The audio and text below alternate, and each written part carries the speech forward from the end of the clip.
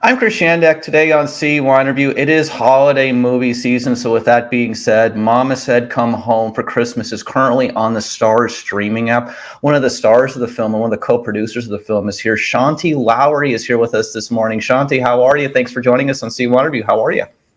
I'm wonderful. Thank you for having me. I love You, talking about this movie.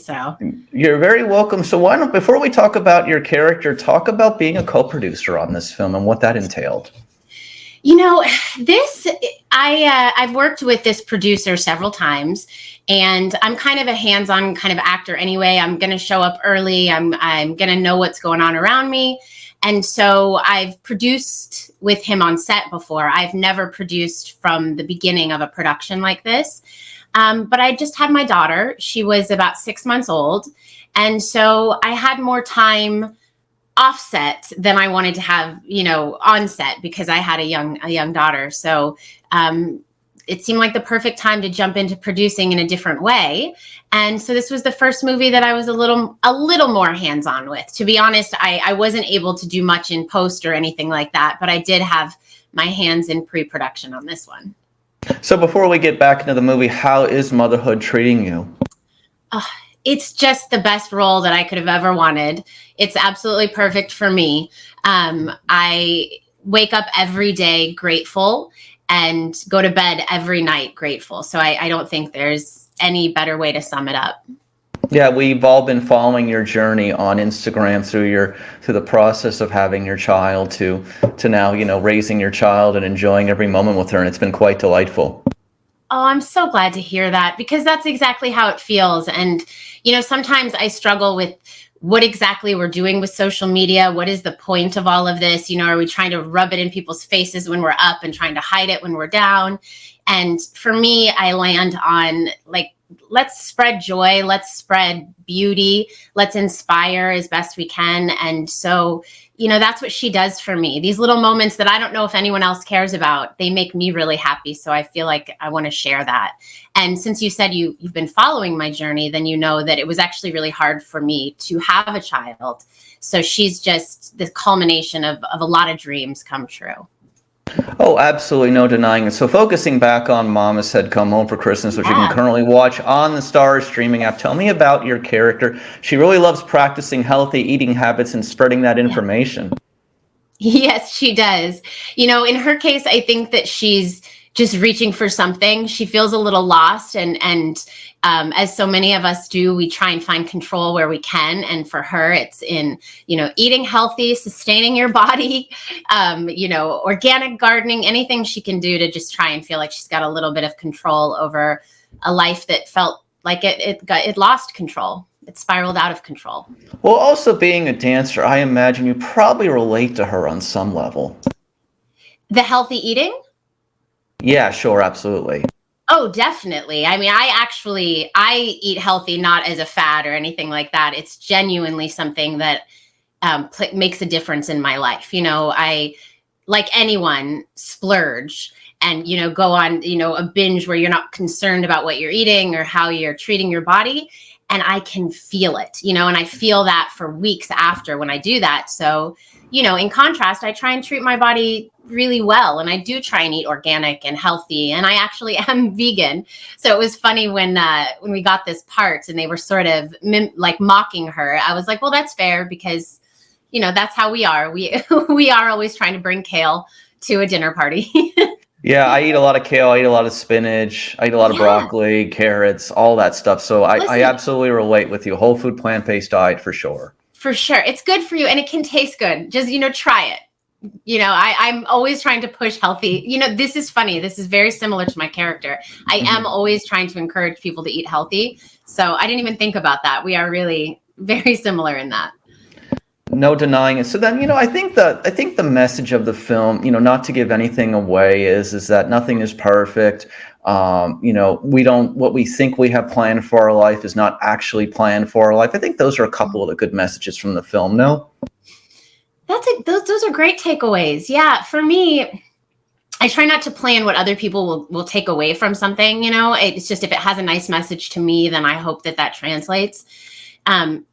For me, it was about second chances, that it's never too late, like really never.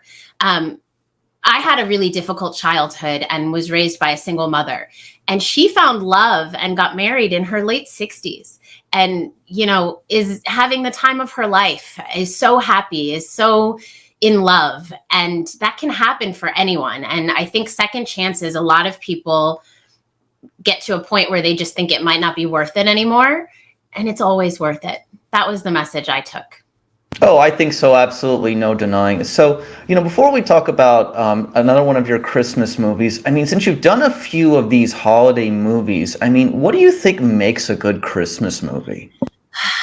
That is such a okay. I've got the recipe here. A lot of Christmas lights. You got to have jingly bells.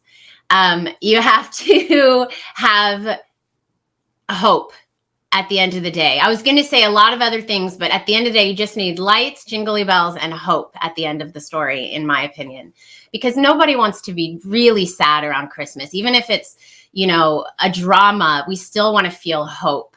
It's the end of the year. We've all had, whether it's been a great year or a hard year, we want to kind of sum that year up in some way that says, hey, let's do this all again for another year. So a Christmas movie needs to be hopeful. Oh, I agree with you. And also you can catch her now if you also want to keep looking at holiday movies, Christmas for Sale on the BET streaming app. You're the lead role in this film. What was that project like looking back on it?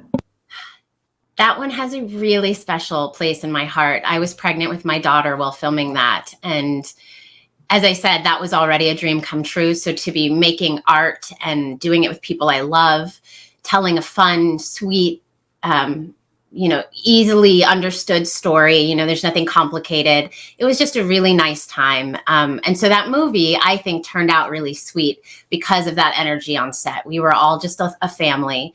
And yeah, that one it's just a sweet romantic comedy. You can watch that with your whole family. It's one of the only things I've done that my nieces and nephews can watch. So I really love that movie. I understand that. So, Christmas for Sale on the BET app, Momma Come Home for Christmas on the Starz app. Can see Shanti Lowry in those two films. What we need for you now is we just need the trifecta of you leading a role in a Lifetime Christmas movie, and then you'll be done with the Christmas movie trifecta. You know what? You're absolutely right. I would do it. I love Christmas movies. It's, I love watching them personally. And I also feel like you can rewatch them year after year. So it's just a fun thing to do. Like you said, the Christmas for Sale is from 2 years ago, but people still love it this year. And so I love that about Christmas movies. And also the culture on set when you're filming a Christmas movie is really nice, because generally you're filming it in the summer randomly. And so it's lovely outside, but everyone's still wearing the cute hats and there's still bells and lights, like I said. So you get Christmas in the summer when you make these movies. So Lifetime, call me.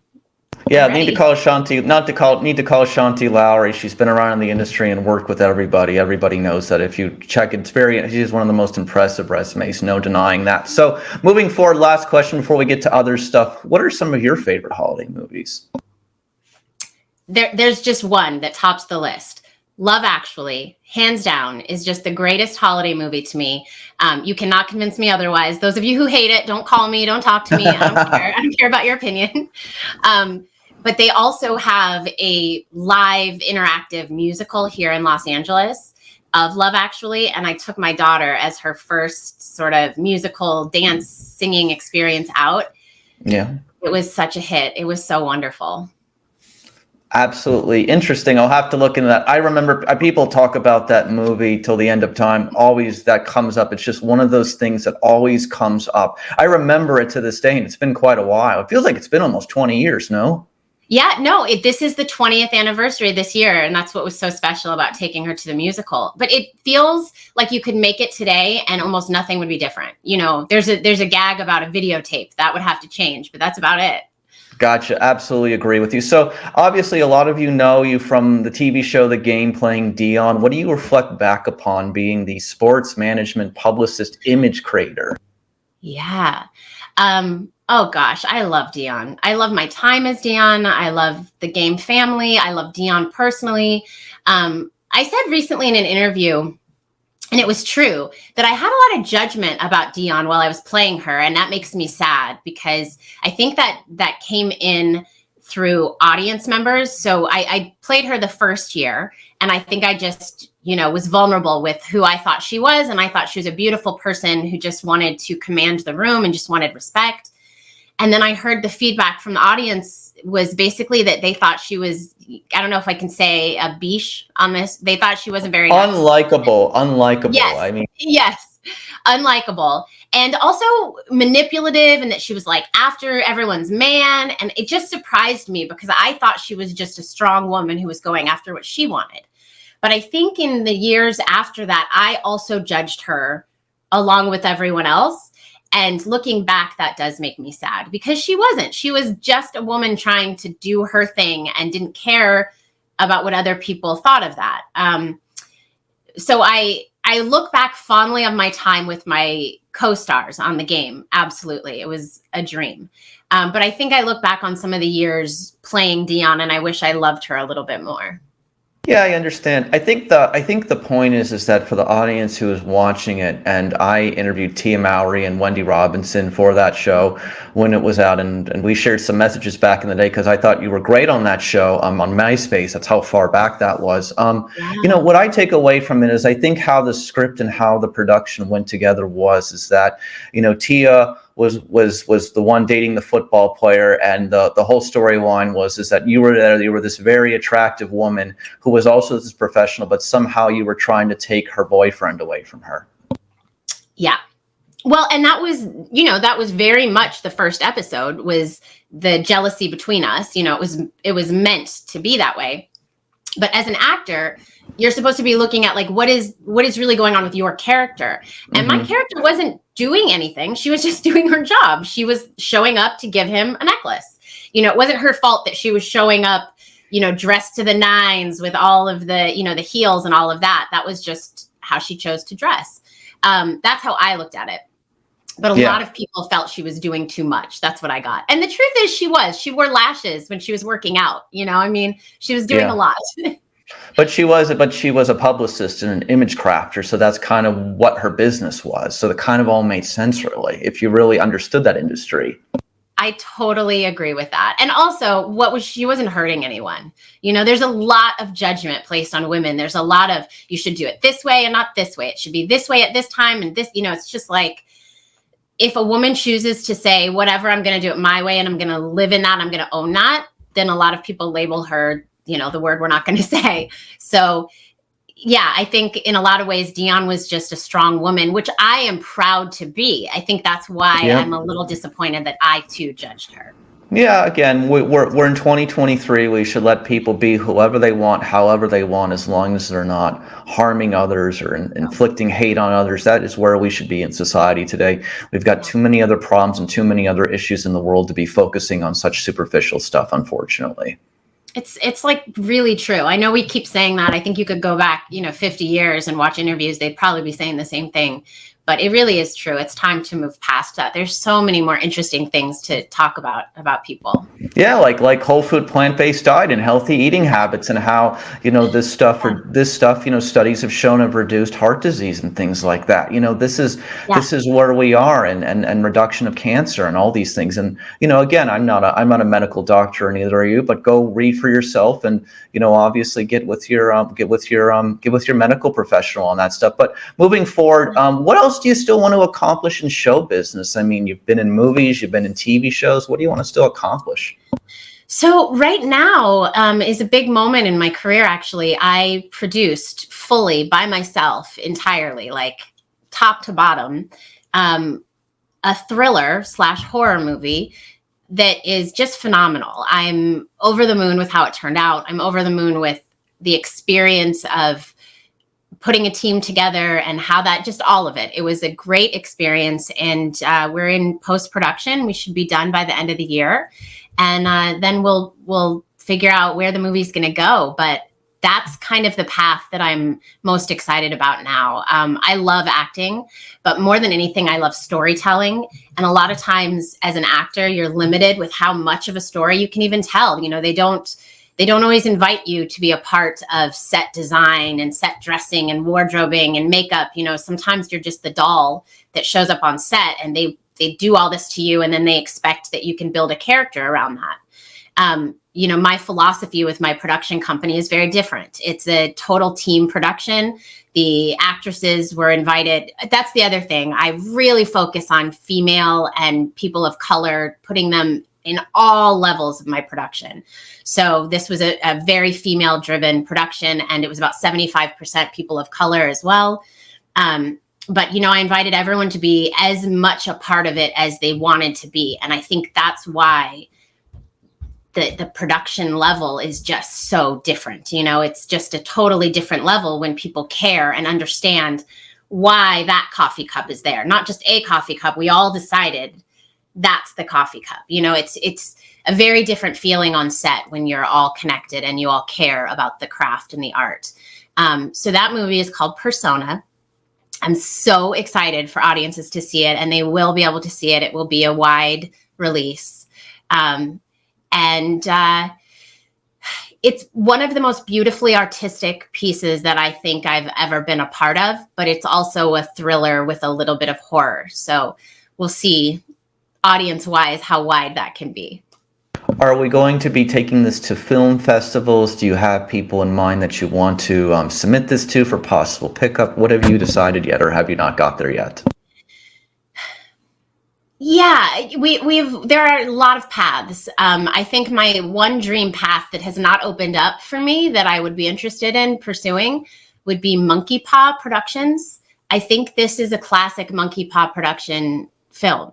And I know they've started to acquire movies, and I think that this would be just perfect in their catalog. So that's one thing I'm interested in. Other than that, I think we might do film festivals and just figure out, as I said, we have to figure out the right audience for it, because it's beautiful, it's cinematic, it's artistic, but it's also a thriller, and it's also got a little horror. So I want to find that perfect audience and make sure the movie doesn't get lost in the crazy streaming platforms, Oh, I agree with you, hands down. Wish you the best with that for sure, with Persona. So moving forward, also, aside from the acting and the producing and the creative, you have a dance background. Tell me about that. Doesn't get a lot of attention as much as it should, I think.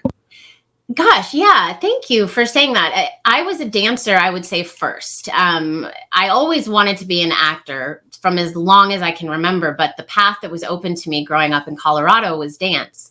So I did all forms of dance, and I think that's why I consider myself a storyteller and not just an actor, because through dance, I learned that you can tell a story in a million different ways. You can add music to something, and then you add movement to something, and you're telling a different story. You add a couple more bodies, and it's a totally different story. And so I use all of that in my filmmaking as well. But I would love to actually use it more directly. In Persona, the character, I'm an actress in the movie as well. And the character that I play, there's nothing dancey about it, but being the actor playing that, it was very helpful to have a dance background. Meaning there were things I had to do that, because I'm a dancer, it was much easier for me. Crawling across the floor, getting low, getting under things, the agility, the mobility that you have.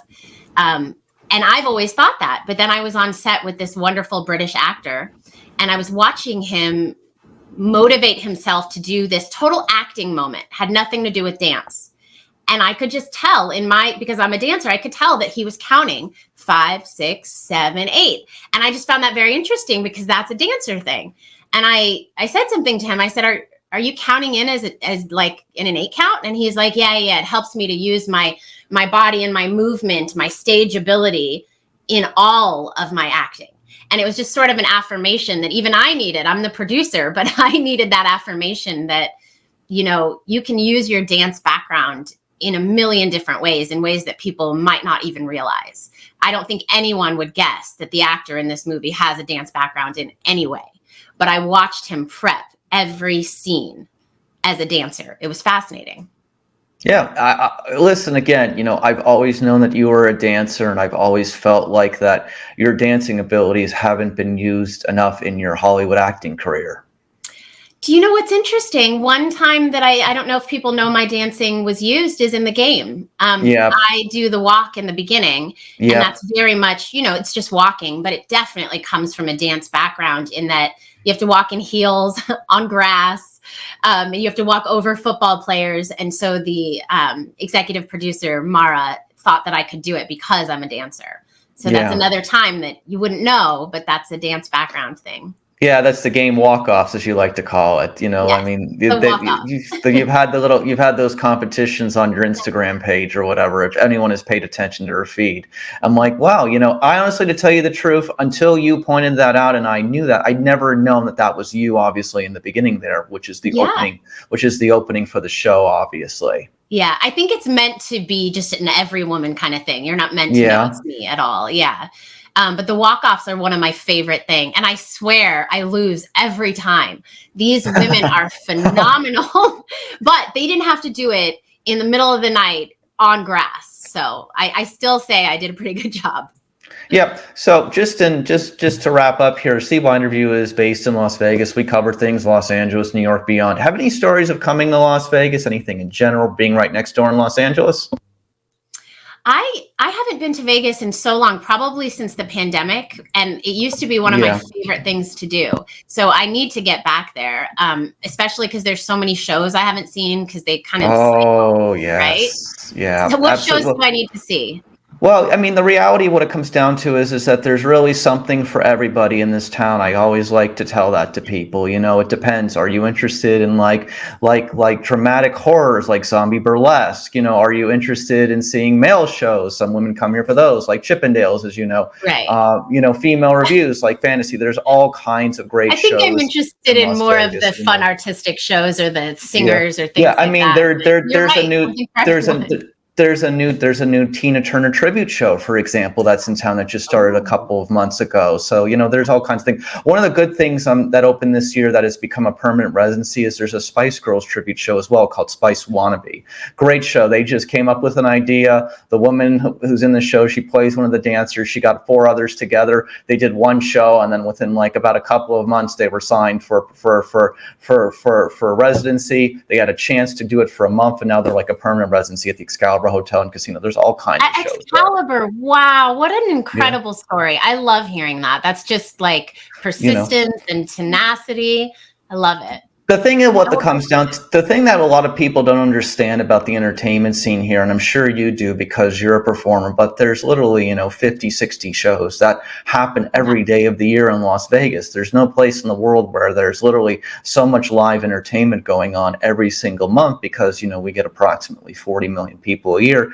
And CYInterview, though, we've been around for, 15 plus years and, going back even farther than that, have been covering everything and are Las Vegas's fastest growing media. But aside from that, also, we still cover great things like you and shows and movies and like Momma Said Come Home for Christmas on Starz. So we're here to do everything as always. I love it. That's so fun. It was so nice to get to talk to you finally. Yeah, absolutely, for sure. So one last question for you I have for you. With the actor strike recently ending, what do you think this means for actors going forward? How did they do? How are you guys doing? That's a great question, which I don't think we have an answer for yet. The strike was hard. It was hard for everyone. I do think it was necessary because these are big questions that need a lot of processing. And if you don't, put money on the table, people don't always do all that processing. How well it all came out, I think, as I said, it's only time will tell. It's only a 3-year deal. In 3 years, if we're not happy with it, we can always renegotiate. I think it's important that we did this so that sort of the world knows that these are things that need to be thought about as far as AI and a lot of the other things that we were fighting for were really important as well. Streaming residuals are kind of a crazy thing. The game is a great example. When I did the game and it was we were actually on 3 different networks. And so when we were on the networks, the residuals always were slightly different depending, but it was always in the hundreds of dollars every time that the show played. I get residual checks from Netflix in the pennies. And that's for months long play. So how many times did it play in that amount of time, right? So that was something that really needed to be addressed, not because actors are greedy, but because that's how we make our living, like that's genuinely how we plan on paying our bills is residuals and things coming in. So that was important, but the AI piece was really important as well. And I just don't think any of us know how that's going to play out. So it's good to think in 3 years, we might need to renegotiate how that's all going to affect all of us. And I don't even think that's just actors. Every one of us has a social media presence out there that they could turn into some sort of an AI something. And so these are questions that we all need to be thinking about. I think the last thing that I want to mention to you that I knew because I've been, covering Hollywood for, 15, almost 20 years now and been working with wonderful people and getting a chance to interact with wonderful people like you is that the question I think that a lot of people didn't understand is that the residuals were so small for the streaming things. The question is that in this new agreement, have there been some revisions where actors are now going to hopefully get some more money from these streaming things that they're in? Minimally, nominally, I believe that the changes have been tried to have been made, and we'll see. This is something that's been going on for almost 20 years, actually, the sort of change in the fact that people don't just watch TV on the 4 basic channels anymore. There's a lot of ways. Correct, exactly. So this is, I don't think any of us should be mad or calling names. Someone's greedy, someone's that. It's really just, we're all trying to figure out the new landscape, and it's going to take time because we're all figuring out how people are watching their content now. A lot of kids just watched on their phones. That's why Tubi was going to be the next big thing. And then it just kind of didn't turn out that way. We're all trying to guess how it's going to turn out. So I say the 3-year contract is perfect. And, in 3 years, we might have to make a stink again if we have to.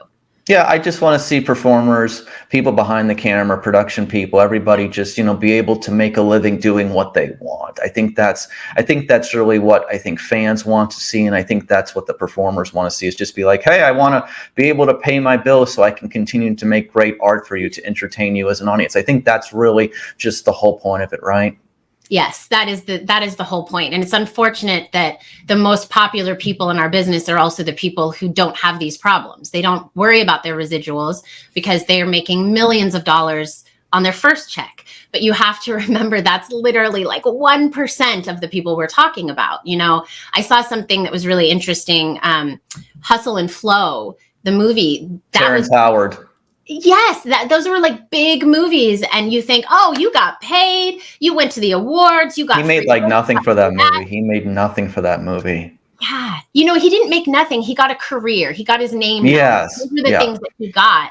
But financially, he needs the producers to pay him what he is owed through time in order for that to be a fair exchange, and they don't have to do that. That's where the loophole is, right? It's like, somebody made a lot of money on Hustle and Flow. We all know the name. So how come he didn't get any money along the way? I know they didn't have to pay him out of the gate because he wasn't Terrence Howard yet, but they should have paid him along the way, Yeah. The reality of what it comes down to is that this is so important for people to look at their contracts, talk to their managers, talk to their agents, and make sure that the negotiations are what they're willing to accept before obviously pursuing things further. That's also, I guess, one of the lessons, no? Yeah, it's unfortunate though, because the people at the top sort of have to stand up for the little people, because the people at the bottom just want to do that job. They just want a chance to create, and they've been working so hard to create characters and they never get to do it. And so they'll do it for free, but it's not right. It's not right for that then to make $1 billion on something and not share it. And that's where we get into the issues, is it's the morality thing.